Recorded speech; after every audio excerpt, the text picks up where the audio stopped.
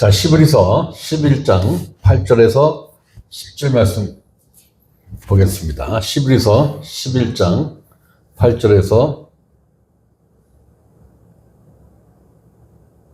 10절 말씀까지. 자, 우리 다 같이 읽습니다. 시작. 믿음으로 아브라함은 부르심을 받았을 때 순종하여 장래 유업으로 받을 땅에 나아갈새 갈 바를 알지 못하고 나아갔으며, 믿음으로 그가 이방의 땅에 있는 것 같이 약속의 땅에 거류하여 동일한 약속을 유업으로 함께 받은 이삭 및 야곱과 더불어 장막에 거하였으니, 이는 그가 하나님이 계획하시고 지으실 터가 있는 성을 받았습니다. 아멘.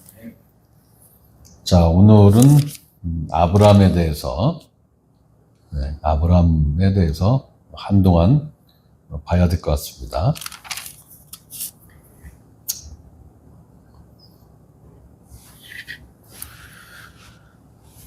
자, 오늘 이 말씀을 보면은, 9절 말씀 보면은, 믿음으로 그가 이방의 땅에 있는 것 같이 약속의 땅에 거하여 동일한 약속을 유업으로 함께 받은 이삭 및 야곱과 더불어 장막에 거하였으니. 그러니까 하나님은 아브라함에게 한 약속을 이삭과 야곱에게도 동일한 언약을 하시죠. 네. 그래서 아브라함의 하나님, 이삭의 하나님, 야곱의 하나님, 이렇게 부르기도 합니다. 그것은 뭐냐면 아브라함에게 준 약속과 이삭, 야곱에게 준 약속이 한 하나님으로부터 받았는데 그 약속의 내용이 같다라는 거예요. 네.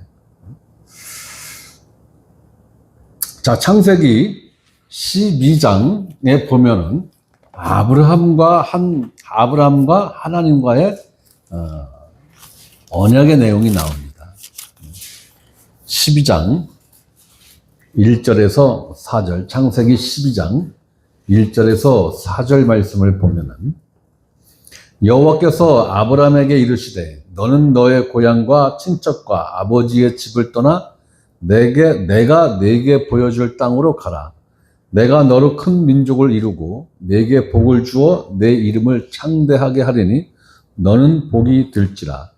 너를 축복하는 자에게는 내가 복을 내리고 너를 저주하는 자에게는 내가 저주하리니 땅의 모든 족속이 너로 말미암아 복을 얻을 것이라 하신지라. 이에 아브라함이 여호와의 말씀을 따라갔고 롯도 그와 함께 갔으며, 아브라함이 하란을 떠날 때 75세였더라. 자, 이제 한참 뒤에 창세기 26장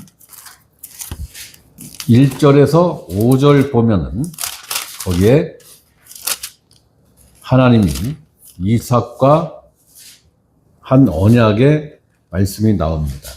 창세기 26장 1절에서 5절 말씀 보면은, 아브람 때 첫 흉년이 들었더니 그때 흉년이 들매 이삭이 그랄로 가서 블레셋 왕 아비멜렉에게 이르렀더니 여호와께서 이삭에게 나타나 이르시되 애굽으로 내려가지 말고 내가 네게 지시하는 땅에 거주하라. 이 땅에 거류하면 내가 너와 함께 있어 네게 복을 주고 내가 이 모든 땅을 너와 네 자손에게 주리라. 내가 네 아버지 아브라함에게 맹세한 것을 이루어 네 자손을 하늘의 별과 같이 번성하게 하며 이 모든 땅을 네 자손에게 주리니 네 자손으로 말미암아 천하 만민이 복을 받으리라. 이는 아브라함이 내 말을 순종하고 내 명령과 내 계명과 내 율례와 내 법도를 지켰음이라 하시니라. 그러니까 이제 아브라함에게 한 언약을 이삭에게 다시 한번 강조를 하시는 것이죠. 네.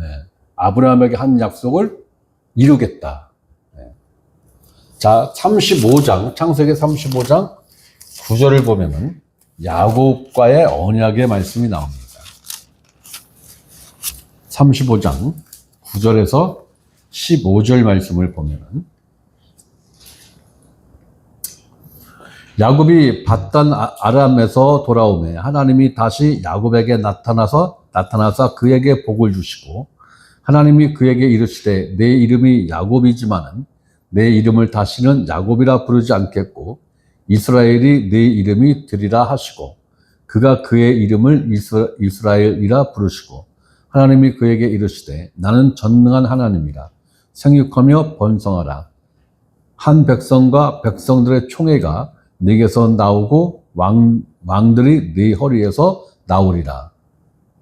내가 아브람과 이삭에게 준 땅을 네게 주고 내가 네 후손에게도 그 땅을 주리라 하시고 하나님이 그와 말씀하시던 곳에서 그를 떠나 올라가시는지라. 야곱이 하나님이 자기와 말씀하시던 곳에 기둥 곧 돌기둥을 세우고 그 위에 전제물을 붓고 또 그 위에 기름을 붓고 하나님이 자기와 말씀하시던 곳의 이름을 베델이라 불렀더라. 자, 아브라함에게 한 약속이 이삭에게 조금 더 구체화가 되고 다시 야곱에게는 더 구체적인 그 언약을 하나님이 하시는 것을 볼 수가 있습니다. 결국은 아브라함에게 한 약속이 이삭을 통해서 조금 구체화가 되고 다시 야곱을 통해서 이제 한 민족을 형성하는 어떤 그 기틀을 하나님이 잡아주시고 이제 보여주시는 이러한 모습을 우리가 볼 수가 있습니다. 그래서 이러한 것을 보고 언약의 점진성이다 이렇게 신학자들은 이야기를 합니다. 언약의 점진성. 자, 아브라함, 이삭, 야곱의 공통점이 무엇이냐면 동일한 언약을 받았다라는 거예요. 동일한 언약을 받았다. 하나님으로부터 동일한 언약을 받은 하나님의 종들이었다. 또 그리고 이들은 장막에 거하였다라는 것입니다. 장막. 장막은 텐트죠. 금방 쳤다가 또 상황에 따라서는 금방 접어서 이동할 수 있는 장막이에요. 그 군대를 가면은 야외 훈련을 나가면 텐트를 치잖아요. 텐트를 칩니다. 그와 같은 형태의 텐트를 친 거예요. 장막을 쳤다라는 의미는 뭐냐면은 이 땅에 큰 소망을 두지 않았다라는 거예요. 언제든지 하나님께서 원하시면은 어느 장소로든 옮길 수 있는 그 만반의 준비를 하고 있는 거거든요. 그러니까 애굽에서 유대인들이 유월절 어린 양을 먹을 때 그들이 했던 그 자세를 우리는 진짜 이거는 인상 깊게 봐야 될 필요성이 저는 있다고 봐요. 그게 뭐예요? 신발을 신고, 그죠? 신발을 신고, 허리를 동이고, 허리를 동였다는 얘기는 뭐예요? 출발 준비를 다 했다라는 거예요. 짐을 꾸리고, 지팡이를 짚고, 급하게 먹어라. 급하게 먹으라는 거예요. 여유 있게, 먹을 시간을 안 준 거예요. 급하게 먹으라는 거예요. 하나님이 여기 땡 하면은 1초의 망설임도 없이 행동을 할 수 있는 그 만반의 준비를 하고 6월절 어린 양을 먹은 겁니다. 바로 그게 거듭난 그리스도인들이 이 땅에서의 삶을 사는 자세예요. 방향성이거든요.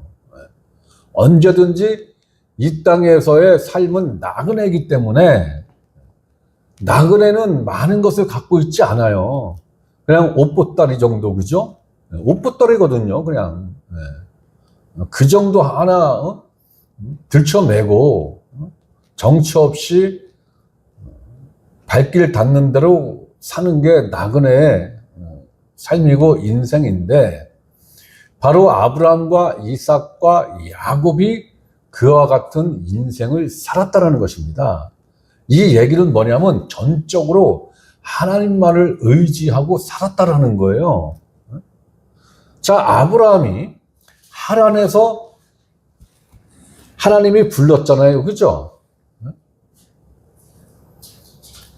그 하란에 그때 당시 아브라함이 살았던 그 하란에, 그러니까 바벨론의 그 문화적 수준이요,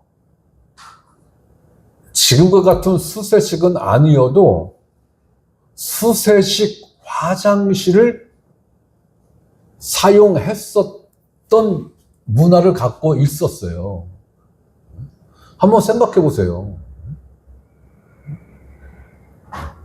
지금 현재 가장 문화가 발달해 있고 가장 살기 좋더라고 하는 나라가 대표성으로 미국을 이야기하잖아요. 그죠? 미국을.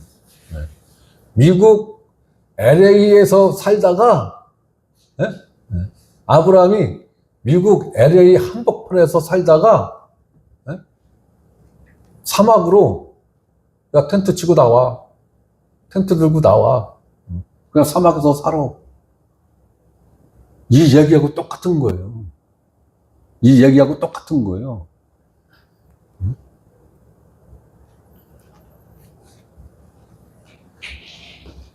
그러니까 우리가 얼뜻 보기에는 아브라함이 뭐 하나님이 이리 와라.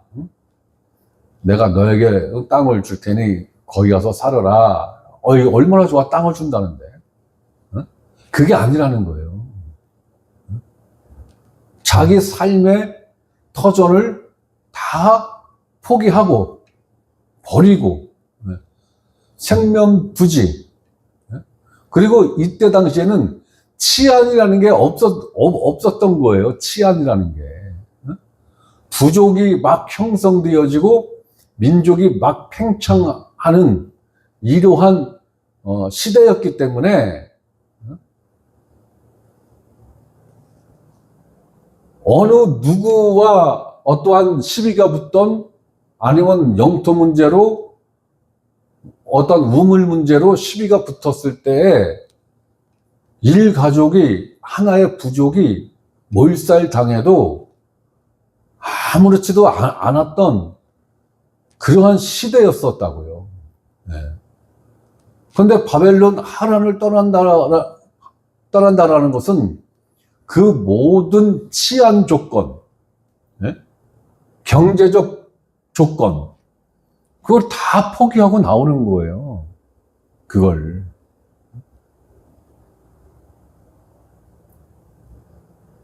그럼 우리 같으면 과연 그렇게 할 수 있을까? 현재 다니는 직장 다 그만둬. 그런데 너 혼자만 나오는 게 아니고 네 처자식을 다 끌고 나오는데, 저 사막 한가운데 가서 살아봐. 그 얘기하고 별반 차이가 없는 거예요. 그런데 거기에 대해서 아브라함이 반응을 보였다라는 거예요, 지금. 거기에 대해서. 자, 창세기 12장 1절부터 이렇게 한번 보겠습니다. 여호와께서 아브라함에게 이르시되, 아브라함이 아니고 아브람이죠. 아브람은 고귀한 아버지라는 뜻입니다. 고귀한 아버지. 그러면 사레는 뭐예요? 사라로 이 이름 바뀌기 전에 사레죠. 고귀한 어머니.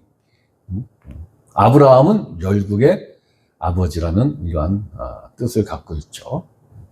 여호와께서 아브라함에게 이르시되, 너는 너의 고향과 친척과 아버지의 집을 떠나 생명과 재산을 보호해주는 보호막을 떠나라는 거예요. 떠나라는 겁니다. 왜? 이제부터는 내가 너의 보호자다 이거예요. 이제부터는 내가 너를 지키고 너에 대한 모든 것을 하나님이 책임지시겠다라는 거죠.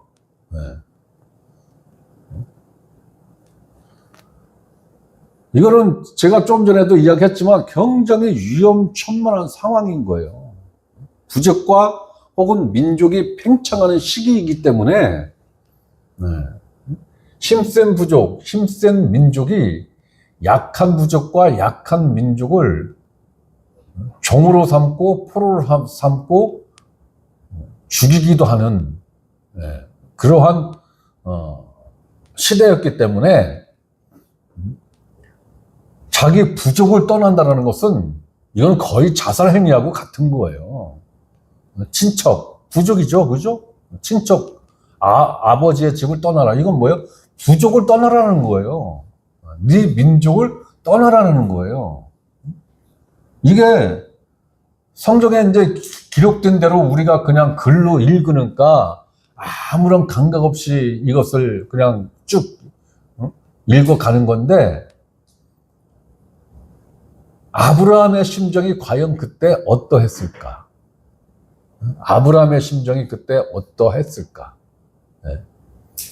오늘날 나에게 하나님이 현재 하고 있는 사업 다 접고 혹은 직장 다 사표 쓰고 네 처자식 데리고 아무도 모르는 곳에 가서 살아라. 요즘 말로 하면 개척교회 좀 해라. 그죠? 개척교회 좀 해라. 개척교회를 가서 좀 해라. 여기에 대해서 선뜻 네 알겠습니다 하고 반응 보일 사람이 과연 있을까? 있긴 있겠죠. 얼마나 있을까? 또 그런 사람들은 얼마나 또 많은 생각을 하고 얼마나 많은 고민을 하고 갈등이 있을까? 거기에 대해서 하나님을 알지 못하는 가족들은 어떠한 반응을 보일까? 요즘 같으면 와이프하고 자식들이 바로 경찰서에다가 신고해갖고 정신병원에 집어넣습니다. 그죠? 요즘은 그래요. 이게 결코 쉬운 결정은 아니다라는 거예요. 그때 당시나 지금이나. 그래도 지금은 어딜 가든 보호는 받잖아요. 보호는 받잖아요. 이때 당시에는 그런 보호 자체도 장담할 수 없는 그러한 시대적 상황이었던 거예요. 자, 내가 네게 보여줄 땅으로 가라. 이 엄혹한 시대에 아브라함의 절대적 보호자가 하나님이 되어 준다라는 그 약속이 지금 전제가 되고 있는 거예요. 바로 이 대목이 아브라함의 믿음을 돋보이게 한 대목인 것입니다. 자, 히브리서 11장 8절을 보면 믿음으로 아브라함은 부르심을 받았을 때에 순종하여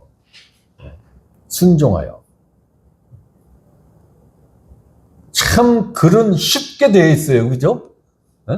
아주 뭐 그냥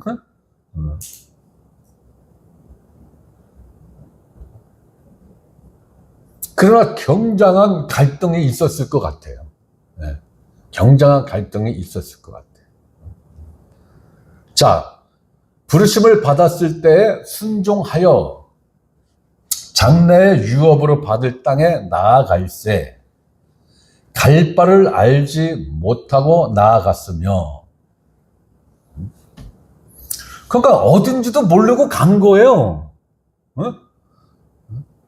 가나안 땅이 어디 붙어 있는지도 모르고 그냥 간 거예요. 어떻게 생겨 먹었는지도 모르고 간 거예요.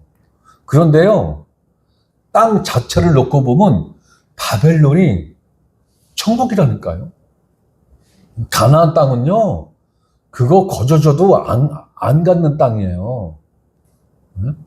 왠지 아세요?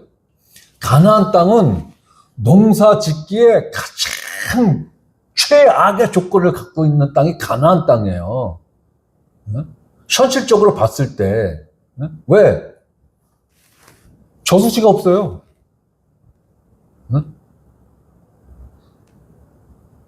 물을 저장 그 저수지가 없다고요. 그러니까 하늘에서 비가 와야 농사를 지을 수 있는 조건이라고요. 예? 그걸 우리나라에서는 천수답이라고 그러잖아요. 아, 천수답 맞나요?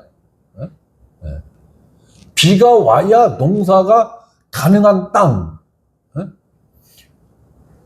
이거는 누가 버려도 거기 가서 선뜻 농사를 지으려고 사람들이 안 해요. 예? 그런 땅을 가리켜서 하나님이 젖과 꿀이 흐르는 땅이래. 제가 볼 때는 약간 사기성이 좀 있었던 것 같아요. 하나님이. 무슨 젖과 꿀이 흘러. 내가 볼 때는 아니에요. 그 말이 뭐냐면은 내가 있는 곳이 젖과 꿀이 흐르는 곳이야. 내가 있는 곳이. 하나님이 거하는 곳이 젖과 꿀이 흐르는 곳이야. 그 의미거든요.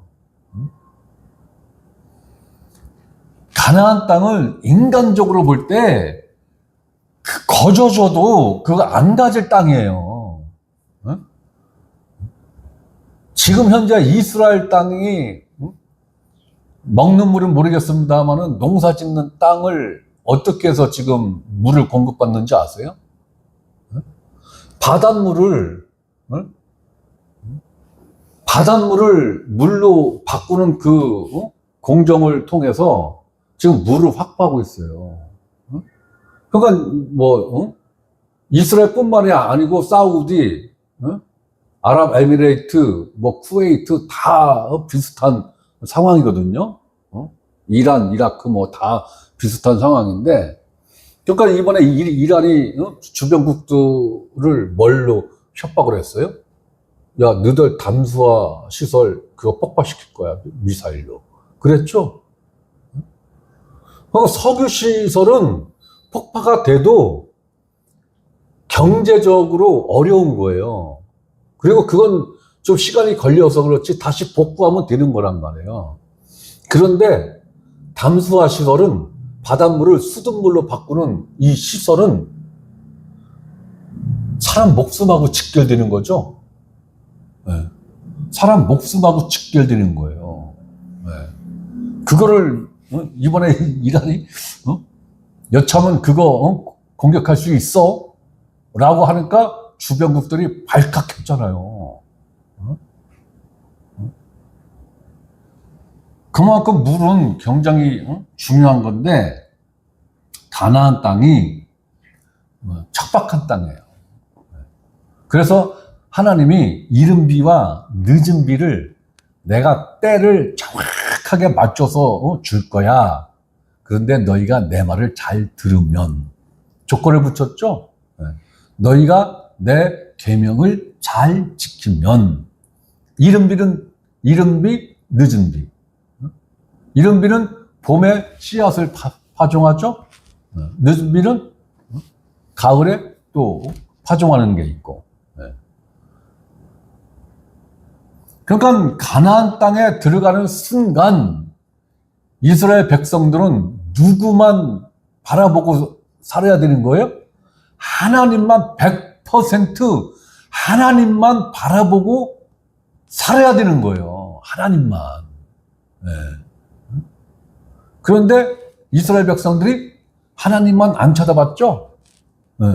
하나님만 안 쳐다봤어요. 자꾸 바알을 쳐다봤단 말이에요. 바알을. 그래서 결국은 뒤지게 혼나지 않습니까? 갈 바를 알지 못하고 나아갔으며, 이 부분이 믿음으로 순종하였다라는 거예요. 자기 인생이 어떻게 될지 그것을 아무것도 모르고 어떠한 계획을 갖고 간 게 아니라는 거예요. 그러니까 아브라함에게 있어서 자기 인생의 계획은 하나님 자체죠. 하나님 자체인 거예요. 심지어는 자기 와이프와 자기 자신의 생명, 조카 롯의 처와 그 조카의 생명까지도 모든 주권을 하나님에게 위탁한 상태에서 그 발걸음을 옮기기 시작했다라는 거예요. 네. 그러니까 우리가 이 성경에 기록되어 있는 이 말씀을 통해서 읽는 거하고 내가 실제 아브라함의 입장이었다면 나는 과연 성경에 기록된 것처럼 이렇게 쉽게 발걸음을 옮길 수 있었을까? 네.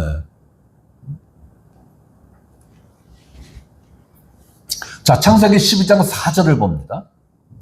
이에 아브라함이 여호와의 말씀을 따라갔고, 네. 아브라함이 여호와의 말씀을 따라갔다는 거예요. 그럼 결과적으로 이 말씀이 뭐예요? 언약이죠. 네. 하나님의 언약을 따라갔다라는 거예요. 네. 그러면 이 말씀은 뭐예요? 믿음으로 따라갔다라는 거죠. 네. 믿음으로 따라갔다라는 거예요. 성경은 하나님의 언약을 성취한 내용으로 가득한 책입니다.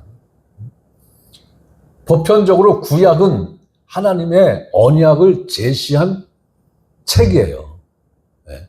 창세기에서 어슴푸레하게 큰 틀로 하나님이 제시한 그 언약을 이제 뒤로 가면서 그 언약을 점점 구체적으로 하나님께서 제시를 한단 말이에요. 이걸 언약의 점진성이다. 이렇게 신학자들이 설명을 하는데, 이 구약 성경에서 제시된 이 언약이 신약 성경, 특히 사복음서는 이 구약 성경에 하나님께서 약속하신 그 언약을 성취한 내용으로 가득한 게 사복음서예요. 사복음서. 그리고 사도행전서부터 요한계시록까지는 뭐냐? 예수님이 이 땅에 오셔서 살아생전에 제자들과 백성들에게 가르치신 그 말씀, 그리고 예수 그리스도가 성취하신 그 일들에 대한 해설집이에요. 해설집이라고. 네. 이렇게 큰 새 덩어리로 구분지어 놓고 이렇게 성경을 읽으면은 참 재밌습니다. 그렇기 때문에 우리는 성경을 통하여 하나님의 언약이 무엇이었느냐라는 것을 알아야 되는 거죠. 네. 구약 성경에 제시되어 있는 하나님의 언약이 무엇인지를 알아야 예수 그리스도가 십자가에서 다 이루었다라는 그 말씀을 이해할 수 있는 거죠. 구체적으로 예수님이 무엇을 다 이루었다는 것이었는가. 구약의 이 언약의 내용을 모르니까 예수님이 십자가에서 다 이루었다 하신 그 다 이룸에 대한 내용을 모르는 거예요. 모르는 거예요. 그걸 모르니까 사도행전서부터 요한계시록까지의 내용도 모르는 거죠.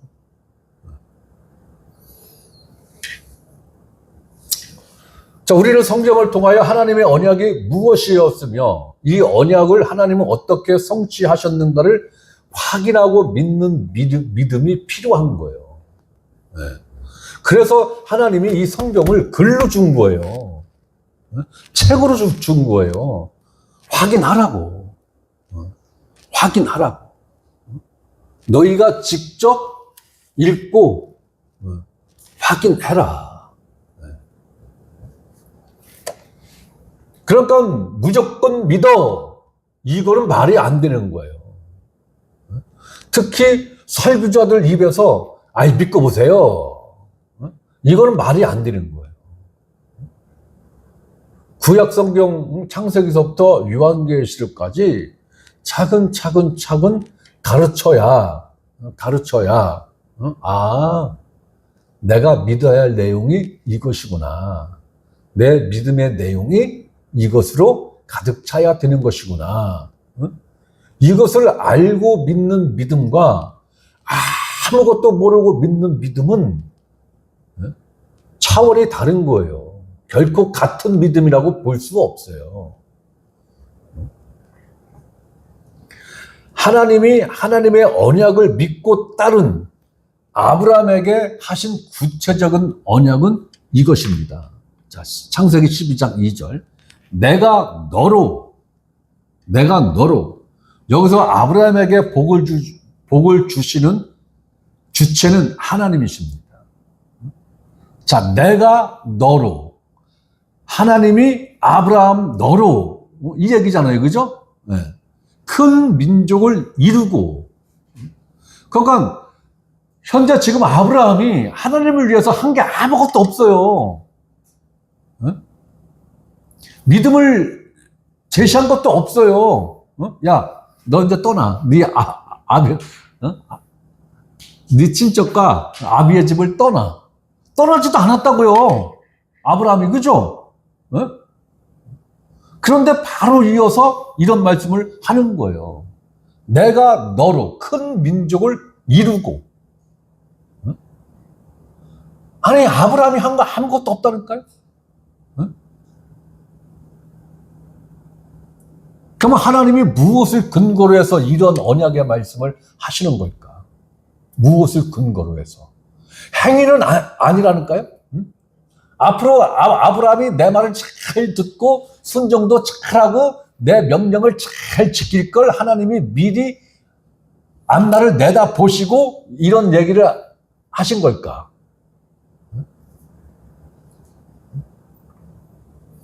하나님의 이러한 언약의 말씀은 영원 전에서 이미 하신 언약인 거예요. 그 언약을 이제 눈에 보이게, 손에 잡히게, 이제 그것을 장소를 옮겨서 구체화시켜주고 현실화를 시키는 것 뿐이라는 거예요. 그러니까 우리가 하나님으로부터 뭔가를 내가 인정받는다? 하나님이 나를 어떠한 존재로 복 주시기를 원한다? 그 근거를 내 행위에 두면은 안 된다라는 거예요. 내 행위에 두면 안 된다. 아브라함이 어떠한 액션을 단 한 발자국도 취한 사실이 없어요. 아직 안 떠났다고요. 아직 안 떠났다고. 에서와 야곱이 리브가죠? 리브가의 뱃속에 있을 때 걔네들이 아무 짓도 안 했다고요. 그런데 거기서 야, 큰 자가 작은 자를 섬길 거야.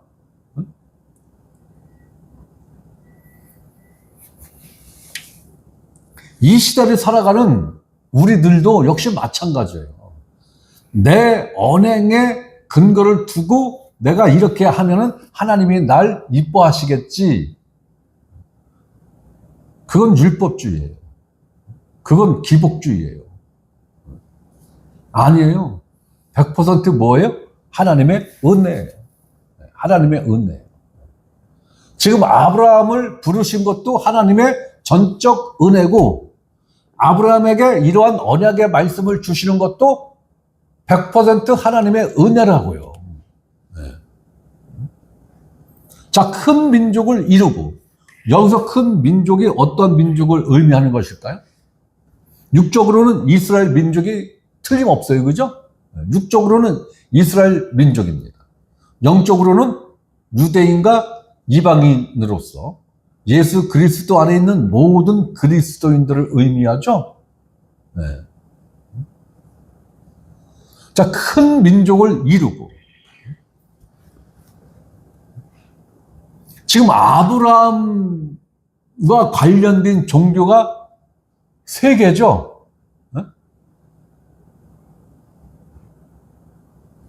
기독교, 천주교, 이슬람. 네. 이 3 종교가 아브라함을 아버지로 생각하고 있단 말이에요. 아버지도. 그러니까 전 세계 캐톨릭 인구, 기독교 인구, 이슬람 인구를 다 합치면은 절반 정도 안 될까요? 네? 아마 절반 가까이는 될 것 같아요. 네. 그러니까 어쨌든 육적으로든 영적으로든 이 말씀은 성취가 됐어요, 이미. 이미 성취가 됐어요. 큰 민족을 이루고 내게 복을 주어 내 이름을 창대하게 하리니. 과연 이렇게 됐죠, 지금. 그죠? 네. 영적으로든 육적으로든 이렇게 됐어요, 지금. 너는 복이 될지라. 이 말을 좀 봐야 돼요. 너는 복이 될지라. 복을 받는 거하고 복 자체가 되는 것하고 다른 거죠? 네? 다른 거예요. 네?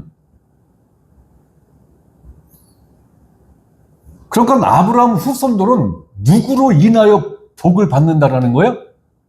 아브라함으로 인하여 복을 받는다라는 거예요. 아브라함으로 인하여 복을 받는다. 그것이 복이죠. 복 자체가 된다라는 거예요. 어떤 면에서는 너를 복의 근원으로 내가 만들어줄게. 이 얘기잖아요. 복의 근원으로 너를 만들어줄게. 이 얘기거든요. 이거 대단한 말씀이죠. 그런데 복의 근원은 누굽니까? 근본적으로? 하나님이죠. 복의 근원은 하나님인 거예요.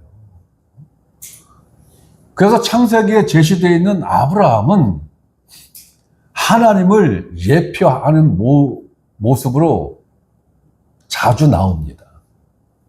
하나님을 예표하는 모습으로. 이삭은 예수 그리스도를 예표하고, 야곱은 성령님을 예표하는 모습으로 그렇게 그려지고 있는 거예요. 그러면서 창세기 12장 3절에 보면은 너를 축복하는 자에게는 내가 복을 내리고 너를 저주하는 자에게는 내가 저주하리니 땅의 모든 족속이 너로 말미암아 복을 얻을 것이라. 이 얘기는 뭐예요? 축복을 믿음으로 대체를 하면은 저주를 불신앙으로 대입을 하면은 하나님을 믿는 자에게는 하나님이 복을 준다는 얘기고 하나님을 믿지 않는 자에게는 하나님이 저주한다는 얘기예요. 그것을 아브라함이라는 이 인물을 통해서 지금 하나님이 이 얘기를 하는 거예요. 지금. 하나님은 구약과 신약 구분 없이 철저하게 믿음을 이야기하고 있는 거예요. 믿음을 지금 이야기하고 있는 거예요. 믿음을. 자, 땅의 모든 족속이 너로 말미암아. 자, 땅의 모든 족속입니다. 아브라함의 육적 후손이라고 딱 명시해서 말씀하지 않았어요. 그죠? 네. 땅의 모든 족속이 너로 말미암아. 그러면 땅의 모든 족속이 아브라함으로 말미암아 복을 받을 거라는 얘기예요. 네? 그러면 이때 당시는 유대인이 없었어요. 그죠? 네. 이 언약의 말씀을 받을 때까지만 해도 히브리인이 없다고요.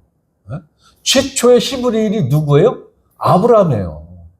아브라함이에요. 히브리인이라는 의미가 강을 건넌 자거든요. 강을 건넌 자. 최초의 히브리인은 아브라함이에요.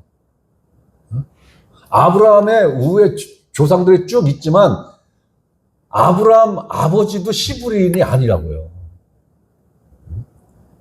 아브라함서부터 시브리인이에요.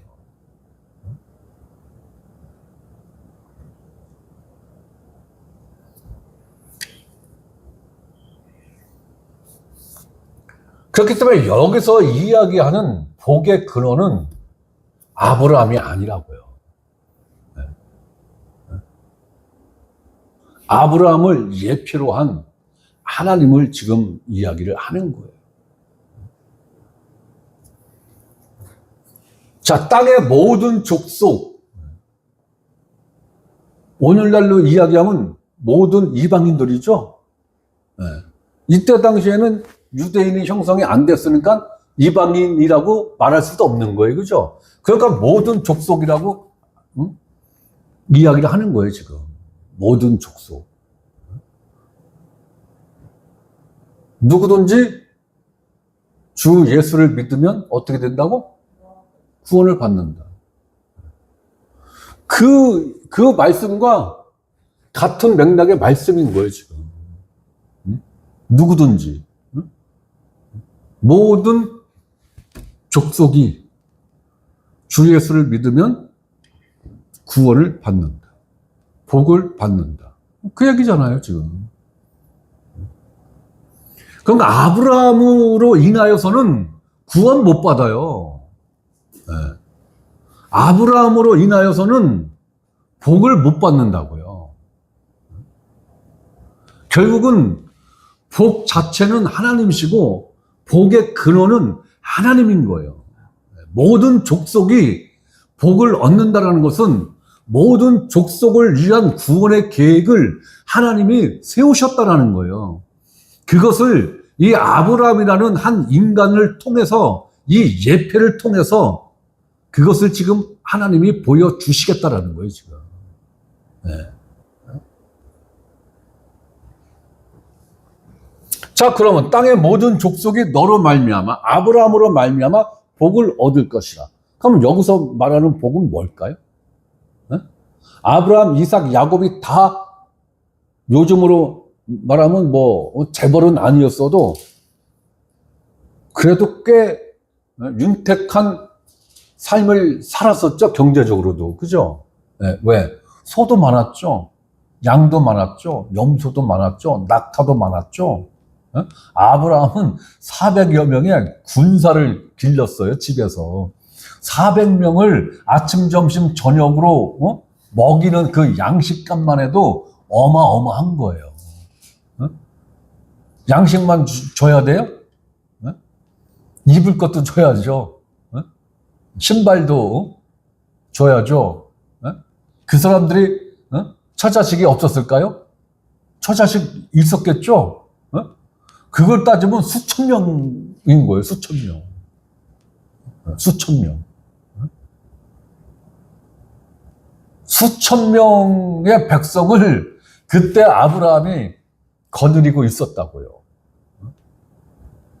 그것을 아브라함 개인 재산으로 먹여 살린 거잖아요. 그렇다면 얼마나 큰 부자였겠느냐. 아유, 재벌 수준 된 것 같은데요. 이재용 회장이 몇 명을 먹여 살리고 있습니까? 그건 한 3, 40만 명 먹여 살리고 있죠. 뭐 SK도 마찬가지고.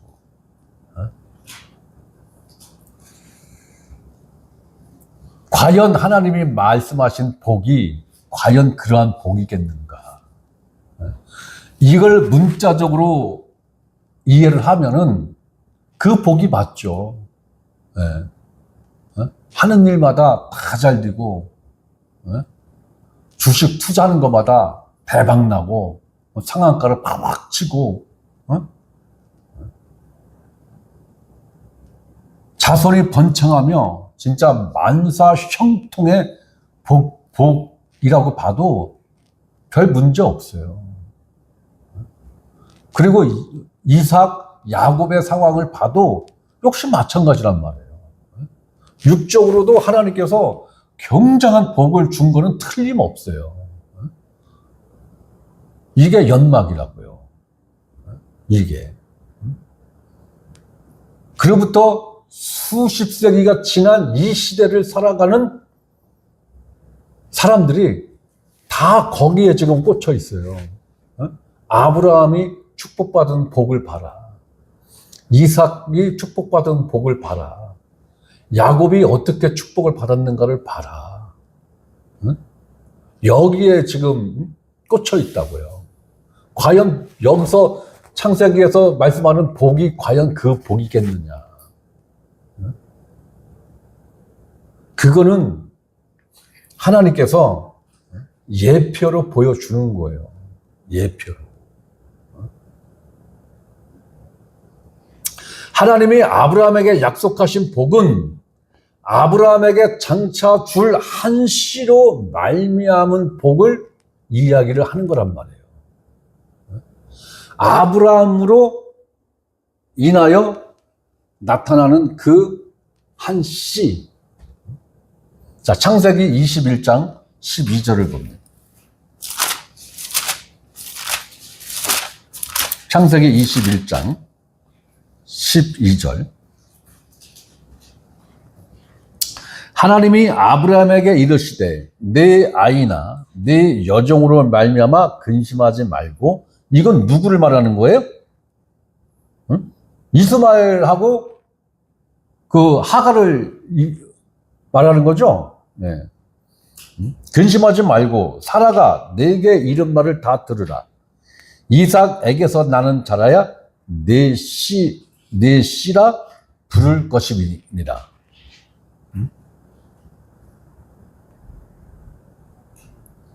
아브라함이 가장 갖고 싶어 한 게 뭐였습니까? 네? 아마 자기가 갖고 있는 전 재산을 팔아서 그걸 얻을 수 있다라면 그렇게 했겠죠. 네? 그게 뭐예요? 후손이죠. 네. 자기 씨란 말이에요. 자기 씨. 그 하나님께서 아브라함에게 하신 약속이 뭐예요? 아브라함이 이 수많은 양떼와 낙타와 염소 새끼와 양 우리를 어마어마하게 거닐고 있으면서 수천의 자기 수하의 수천의 사람들을 거느리고 있으면서도 늘 한쪽 구석이 텅 비어 있는 게 뭐였습니까? 자식이죠. 씨. 자신의 씨가 없는 것을 굉장히 아브라함은 부담을 갖고 있었던 거예요. 거기에 대해서 하나님이 채워주겠다. 너의 빈 구석을, 그 허전한 부분을 채워주겠다. 결코 눈에 보이고 손에 잡히는 이러한 물질로서 아브라함이 만족하지 않았다고요. 그렇기 때문에 하나님이 주신다고 한 복은 이 복이 아니라고요. 그게 복이 아니라고요. 그럼 결과적으로 하나님이 아브라함이 복이 된다. 네가 복 자체가 될 것이고 모든 민족이 너로 인하여 복을 받을 것이다. 라는 것은 뭐예요? 아브라함의 씨를 통해서 그 복의 역사가 이루어진다는 거죠. 하나님이 언약하신 그 복이 하나님이 예비하신 그 씨를 통해서 성취가 된다라는 것을 이야기를 하는 거예요. 자, 22장 17절, 18절을 봅니다. 창세기 22장 17, 18절. 내가 네게 큰 복을 주고 네 씨가 크게 번성하여 하늘의 별과 같고 바닷가의 모래와 같게 하리니 네 씨가 그 대적의 성문을 차지하리라. 네 씨로 말미암아 천한 만민이 복을 받으리니 이는 네가 나의 말을 준행하였음이니라. 자, 천한 만민이 네 씨로 말미암아 천한 만민이 복을 받으리니. 네? 유대인이라고 한정 짓지 않았죠? 네. 똑같이 모든 민족이에요. 그죠? 모든 민족. 지금 창세기 12장에서 창세기 22장은 시간이 굉장히 많이 흐른 상황인 거예요, 지금.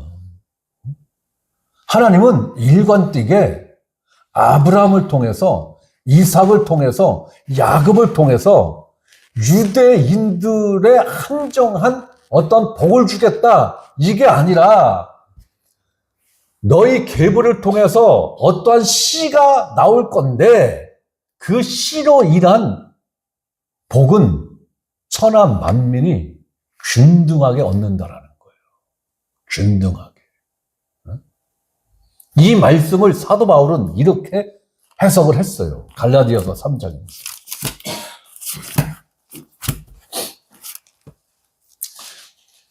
갈라디아서 3장 9절.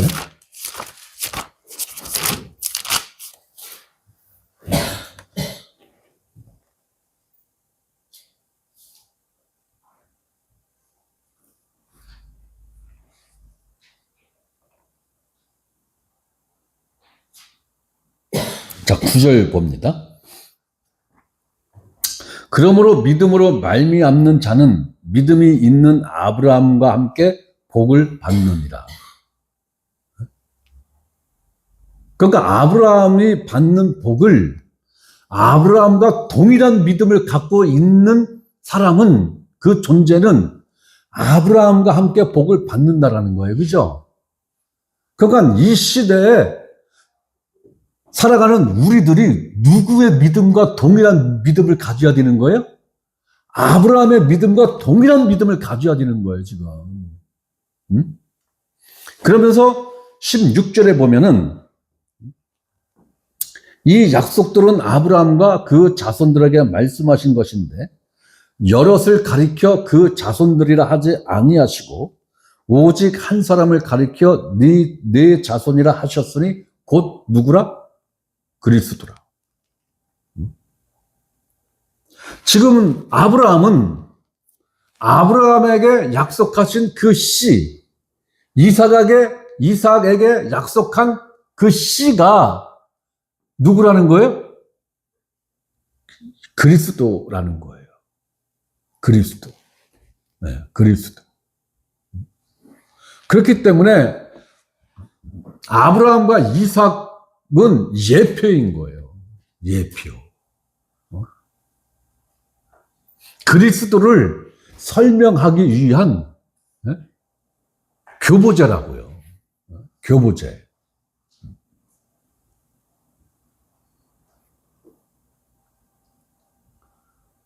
그럼 이 복이 누구에게서 완성이 되었느냐? 갈라디아서 3장 10절에서 14절 말씀까지 보겠습니다. 갈라디아서 3장 10절에서 14절.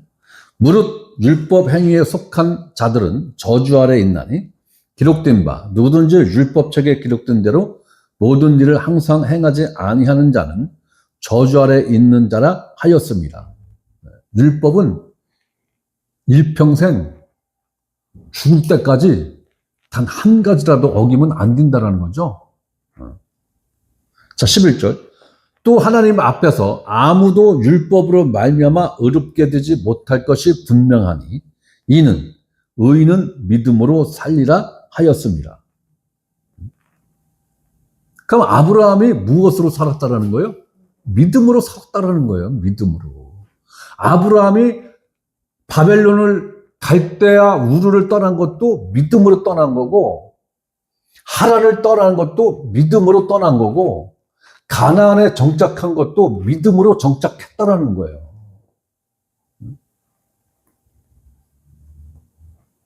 (12절) 율법은 믿음에서 난 것이 아니니 율법을 행하는 자는 그 가운데서 살리라 하였느니라. 율법을 행하는 자는 그 가운데서 살리라, 이 말의 의미가 뭐예요? 저주 아래 산다는 거죠. 저주 아래 산다는 거예요. 그리스도께서 우리를 위하여 저주를 받은 바 되사 율법의 저주에서 우리를 속량하셨으니 기록된 바 나무에 달린 자마다 저주 아래 있는 자라 하였습니다. 결국 아브라함의 믿음과 동일한 믿음을 가진 그 존재가 아브라함이 받은 복을 함께 받는 것인데, 하나님이 아브라함에게 약속한 그 씨가 예수 그리스도라. 결국은 예수 그리스도를 통해서 모든 족속이, 천한 만민이 복을 받는데, 그 복이 뭐라는 것입니까? 구원이죠? 영생이죠? 네. 이 복을 창세기에서 이야기한 거예요. 창세기에서 이 복을. 네? 낙타 새끼가 몇만 마리, 양과 염소와 소가 수천만 마리, 이 복이 아니라 예수 그리스도로 인하여, 예수 그리스도가 주신 그 믿음으로 인하여 받을 복이 구원이라는 거예요. 영생이라는 거예요.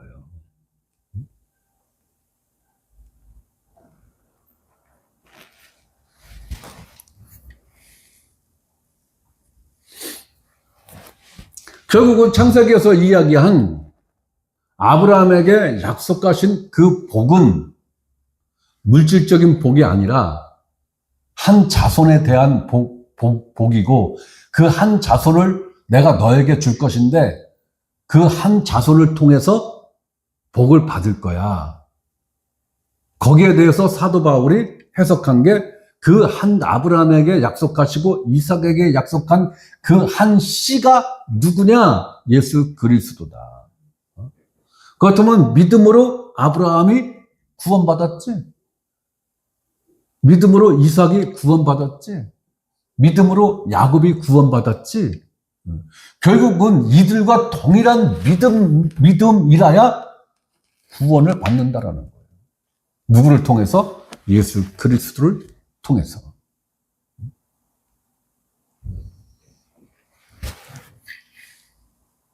그러므로 아브라함에게 하신 언약은 예수 그리스도에 의해서 완성이 된 것입니다. 예수 그리스도에 의해서. 자, 창세기 12장 4절 다시 봅니다. 이에 아브라함이 여호와의 말씀을 따라갔고,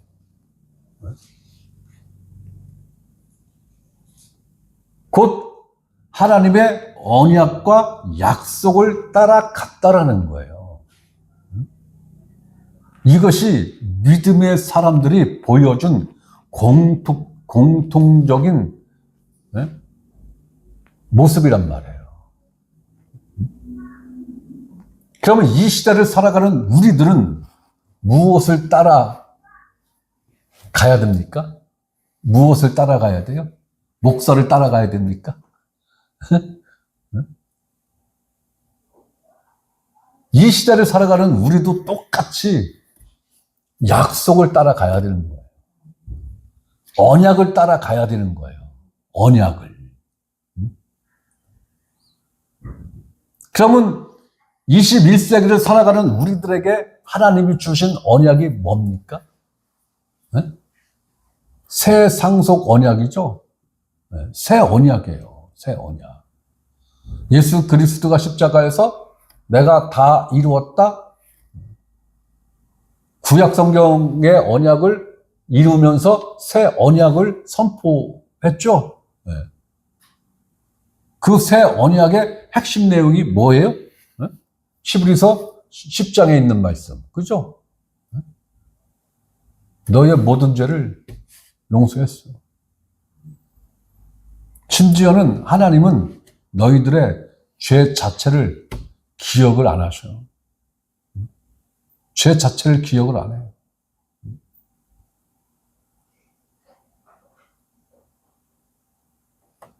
이 언약을, 이 약속을 믿으라는 거예요.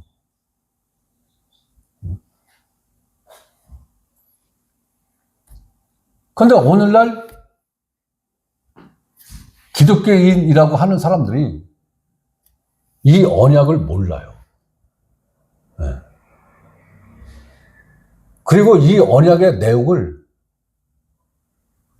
본인들이 믿음이 있다라고 하는데 그 믿음의 내용에 이 내용이 철저하게 안 들어가 있어요.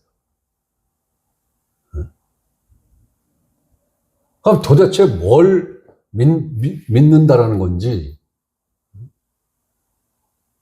아브라함을 향해서는 우리 믿음의 조상이다, 이렇게 표현을 하잖아요. 그렇죠? 믿음의 조상이다.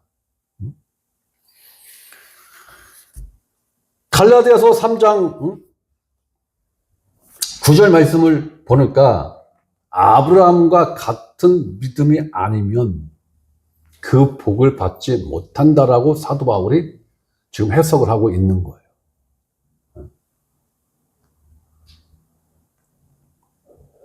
그러면서 아브라함은 여호와의 말씀을 따라갔다라는 거예요. 여호와의 말씀을 따라갔다. 이 얘기는 뭐예요? 여호와의 말씀, 곧 언약을 길 삼아서 살았다는 거예요.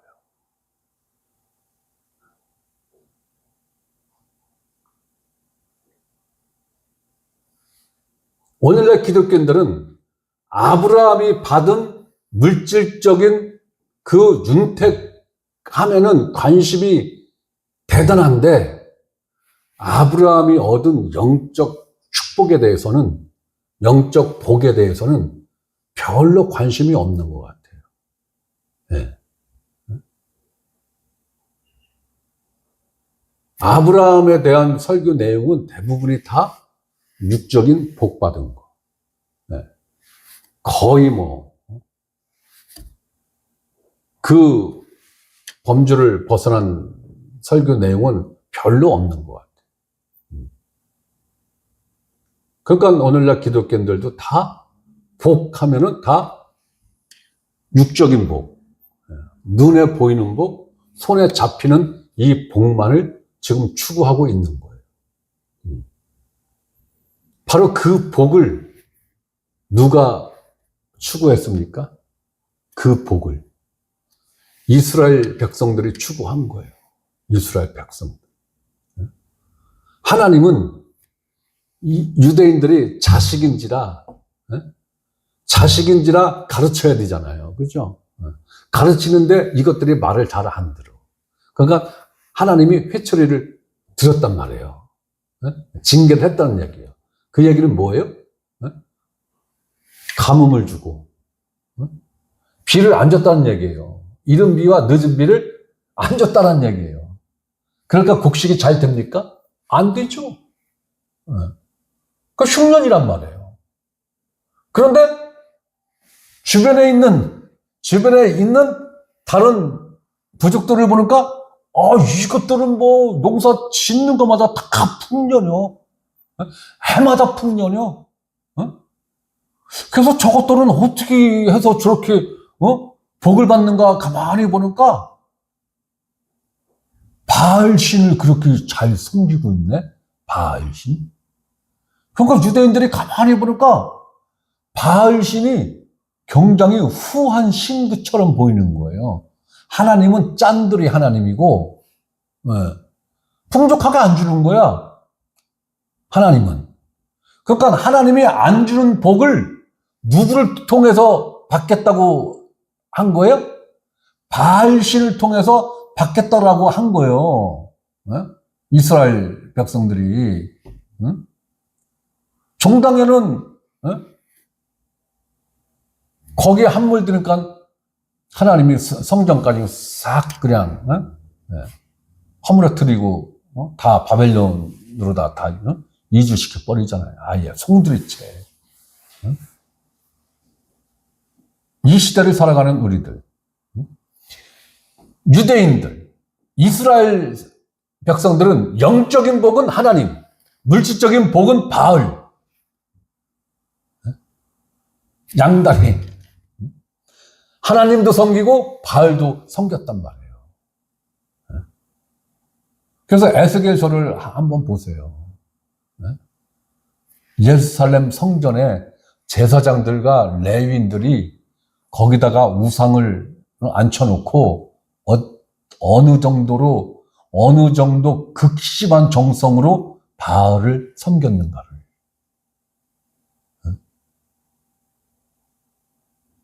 이게 구약시대에서부터 꾸준하게 흐르는 영적 흐름이란 말이에요. 이 시대의 기독교인들 한번 보세요. 하나님을 믿는다고 하죠? 예수 그리스도를 믿는다고 분명히 합니다. 그런데 이들이 성령을 따라 삽니까? 성령으로 봉사하고 예수만 자랑합니까? 아니거든요. 복을 따라 살고 자기 자신만 자랑하죠. 복을 따라 살고 자기 자신을 자랑해요. 간증이 제가 볼 때는 거의 100% 그런 간증만 합니다. 그런 간증만. 21세기를 살아가는 기독교인들과 이스라엘 백성들과 차이가 없어요. 동일합니다. 하나님을 섬기고 예수 그리스도를 믿으면서 무엇을 쫓아가고 있습니까? 물질적인 복을 쫓아가고 있죠. 물질적인 복을 쫓아가고 있는 거예요. 그 물질적인 복을 누구를 통해서 받는다고 합니까? 하나님을 통해서, 예수 그리스도를 통해서, 그죠? 그러면서 이 사람들이 신경 쓰는 건 믿음이 아니에요. 뭐예요? 11조. 충성, 봉사, 헌신. 물질과 시간과 네 몸을 드리라 이거예요. 그러나 성경에서 이야기하는 것은 그게 아니거든요. 그게 아니에요. 오늘날 설교자들이 성도들을 향해서 어떻게 설득을 하고 있습니까? 네 믿음을, 당신의 믿음을 표현하라. 그렇죠? 당신이 과연 하나님을 믿는가? 당신이 과연 예수 그리스도를 믿는가? 그 믿음을 표현해라. 행함을 보이라는 거죠. 뭘로? 11조. 각종 헌금으로. 직분자들은 충성, 봉사, 헌신하는 모습으로 당신의 믿음을 증명하라. 보여라. 그러니까 서로 앞다퉈서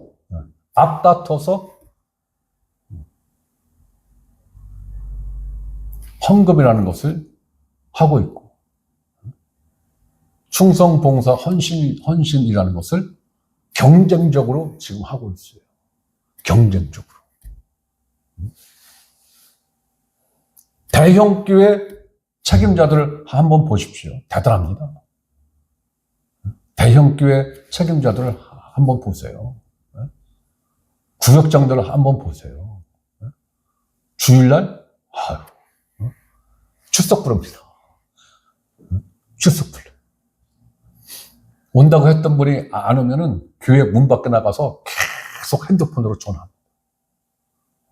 왜 안 오냐? 어디까지 왔느냐? 언제 도착하느냐?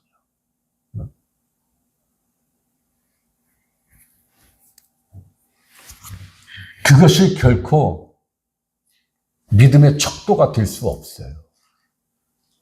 그러한 것이 믿음의 척도가 된다라면은 하나님은 실수하신 거예요.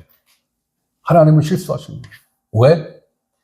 아브라함이 어떠한 믿음의 행위도 하기 이전에 복을 주겠다고 미리 말씀하시죠? 네. 복을 주겠다고 미리 말씀을 하시는 거예요. 복을 주겠다.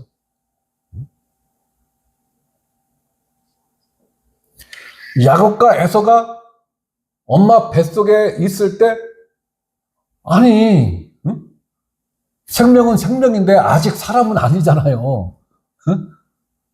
걔들이 뭘 했다고. 큰 놈이 작은 자를 섬긴다고 하나님이 그 복을, 그 선을 긋느냐고요. 무엇을 근거로 해서. 행위가 아니에요. 결단코 우리의 행위가 아니라고요. 특히 우리 이 한민족은 지성이면 감천이라는 이 사상이 아예 피에 아주 그냥, 어떻게 표현을 해야 돼요? 피 자체가 지성이면 감천이요. 이 한민족, 피는, 피 자체가 지성이면 감천이라는 그 피 자체를 갖고 있는 것 같아요.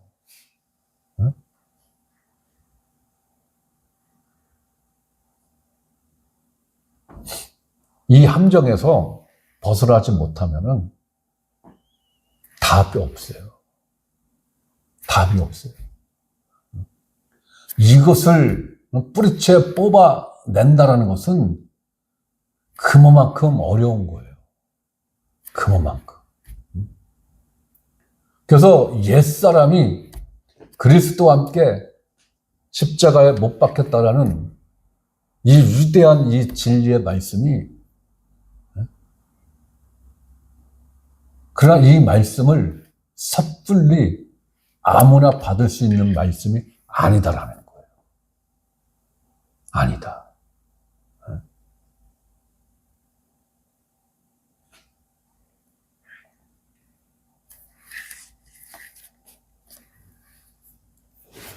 아브라함의 믿음의 후손인 우리 또한 언약을 따라 가야 되는 겁니다. 언약을 따라 가야 되는 거예요. 언약을 따라야 한다라는 것입니다. 주 예수 그리스도가 십자가에서 다 이루었다라고 선포하신 이 새 상속 언약을 따라가야 된다라는 것입니다. 결국은 이 새 상속 언약이 우리가 가야 할 길인 거예요.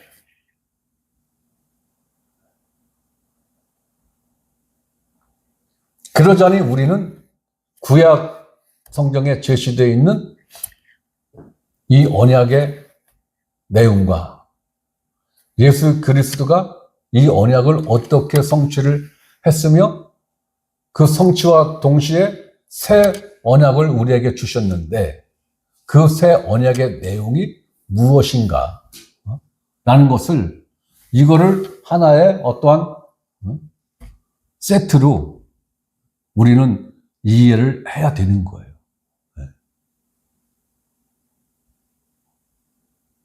그래야 신천지가 됐던, 구원파가 됐던, 다락방이 됐던, 여호와의 증인이 됐던, 안식교가 됐던, 안산홍파가 됐던, 그들의 그 얄팍한 속임수에 넘어가지 않는 거예요.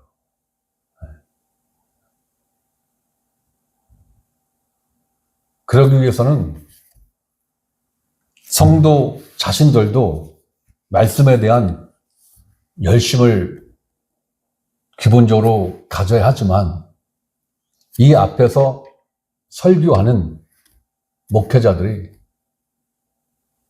훨씬 더 큰 책임감과 부담감을 갖고 내가 하고 싶은 말이 아닌 하나님이 우리에게 주신 말씀이 뭔가, 이것을 올바르게 파악하고 깨닫고 이해한 것을 성도들에게 지속적으로 교육하고 가르쳐야 되는 거예요. 이게 되지 않기 때문에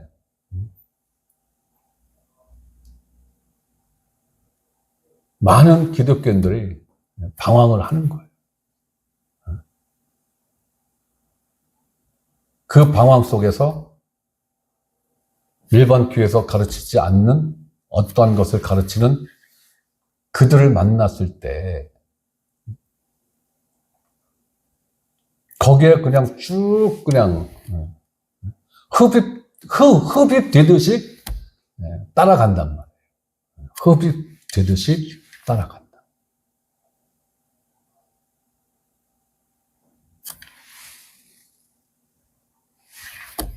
적어도 우리가 할 수 있는 한 최선을 다해서 성경을 연구하고 공부하고 그것을 가르치고 교육하고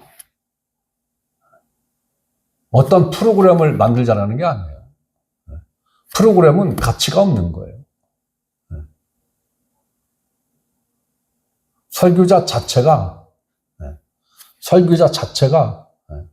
마인드가 바뀌지 않으면 안 되는 거예요. 저는 결정적으로 성령께서 가르치는 그 사람만이 성령께서 성경을 보여주고 그걸 이해시켜주는 그 사람들만이 이러한 설교를 할 수 있다라고 저는 생각해요. 주석책을 엄청나게 많이 보고 연구한다? 다른 누구 훌륭하신 설교자들이 쓴 강해집을 보고 공부하고 연구한다? 그거 아니에요. 그건 지식이에요. 그건 정보예요. 그 책을 쓰신 분들은 생명으로 썼어요, 분명히. 그분들은 봤어요. 그리고 그분들은 이해했고 진리를 깨달았어요. 그것을 글로, 말로 표현을 한 거예요. 그렇다고 해서 누군가가 그들이 쓴 그 글을 생명으로, 진리로 받아들일 수 있느냐? 아니에요. 절대로 그렇지 않습니다. 그것마저도 성령께서 깨닫게 해 주시지 않으면은 이해는 할 수 있을런지 몰라도 그게 내 안에 생명으로 들어와서 생명의 능력으로 드러나지는 않는다라는 거예요. 그러니까 기록된 성경 말씀을 읽고 보든 경건서적을 읽고 보든 결국은 성령께서 보게 하시고 이해시켜 주시고 깨닫게 해 주시지 않으면은 모른다는 거예요. 두뇌가 뛰어난 사람들은 그것을 이해는 할 수 있어요. 그리고 자기 자신이 이해한 걸 요약 정리해서 누군가에게 전달을 해주고 누군가에게 가르칠 수는 있어요. 그런데 거기에는 뭐가 빠졌느냐? 생명이 빠진 거예요. 생명이 작동을 하지 않아요. 생명이 작동하지 않는 성경은 그냥 정보예요. 그냥 지식이에요. 그래서 우리가 성령을 의지하고 성령으로 충만해야 되고 성령과 교제를 해야 된다는 것은 이것 딱 한 가지예요. 생명이 작동되는 그 원리는 성령을 경유하지 아니하고는 작동하지 않는다라는 거예요. 그럼 지금까지 제가 성경을 이해했고 깨달았으니까 이것만 갖고 얼마든지 평생 설교할 수 있잖아? 아니. 지금까지 제가 가르친 설교한 그 내용들을 성령께서 계속해서 조명을 해 주시고 거기에 대해서 바람을 불어 넣어 주는 것, 곧 생명을 공급해 주시는 그 작업을 성령께서 딱 스톱하면요. 제가 지식은 전달해 줄 수는 있어도 제가 하는 이 하나님 말씀, 이 복음을 통해서 뭐가 흘러가지 않아요? 생명이 흘러가지 않아요. 그러면 듣는 사람들이 거의 다 지식과 정보로서 만족하는 거예요. 그러면 뭐가 만족해요? 혼이 만족하는 거예요. 혼. 네, 혼. 네. 오늘날 기독교의 대부분의 프로그램들, 예배 순서들, 찬양하는 것 한번 다 잘 보십시오. 무엇을 만족시켜주고 있는가? 혼을 만족시켜주고 있어요. 혼을. 그래서 교회 의자에 앉아 있을 때는 충만한 것 같아. 뭐가 이루어진 것 같아. 뭐가 대단하게 채워진 것 같아. 근데 교회 문 밖에 나가서 시간이 조금만 지나면 바닥이 보이기 시작합니다. 공허해지기 시작을 하거든요.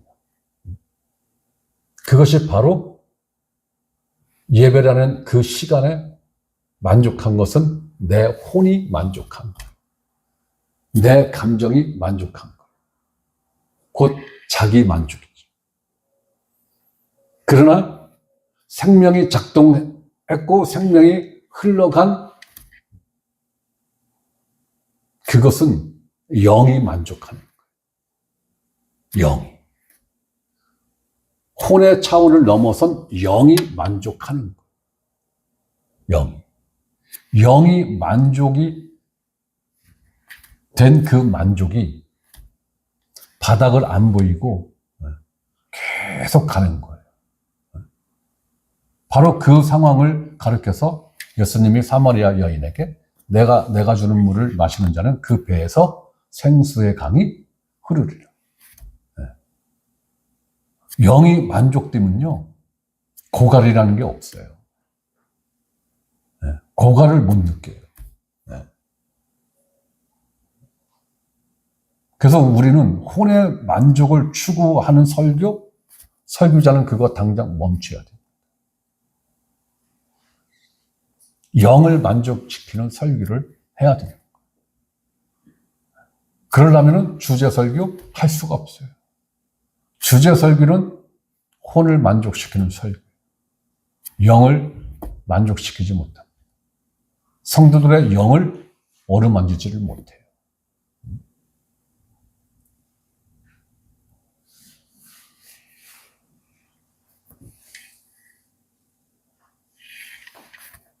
그래서 하나님께서도 진리가 예수 그리스도 자신이 영의 양식이라고 그랬지 혼의 양식이라고 말씀하지 않았어요.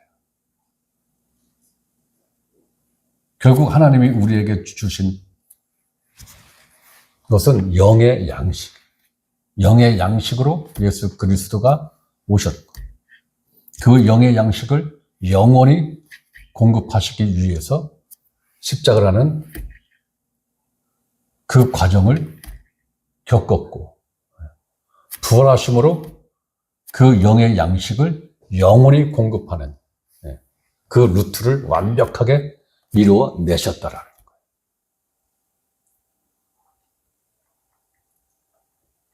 우리는 영을 만족시키는 것을 원해야 되고 내 영이 만족해야 되고 그렇기 때문에 예수 그리스도가 주는 물을 정확하게 받은 사실이 있어요. 그게 뭡니까? 거듭남이죠? 거듭남. 거듭난 사람들은 성령 충만을 크게 그 필요성을 못 느끼는 것 같아요. 그러니까 뭔가에 대한 영적 갈증이 못 느끼는 것 같아요. 그러니까 꾸준하게 항상 흐르니까. 항상 흐르니까. 그 흐름은 내 언행에 결코 그렇게 크게 영향받지 않아요. 내 언행에 크게 영향받지 않는다고요. 영향을 받는 건 내 자신의 영향을 받아서 내 영적인 어떠한 상황을 압축시키는, 내 스스로가 내 영을 압살하려고 하는 그러한 현상 때문에 자기 자신이 힘들어지는 것 뿐인 거예요. 오래 지날 믿음은 그것까지도 한 단계 뛰어넘어야 된다. 그것까지 이루어지면요, 아주 평안합니다. 평온해요. 이게 성령 충만이에요.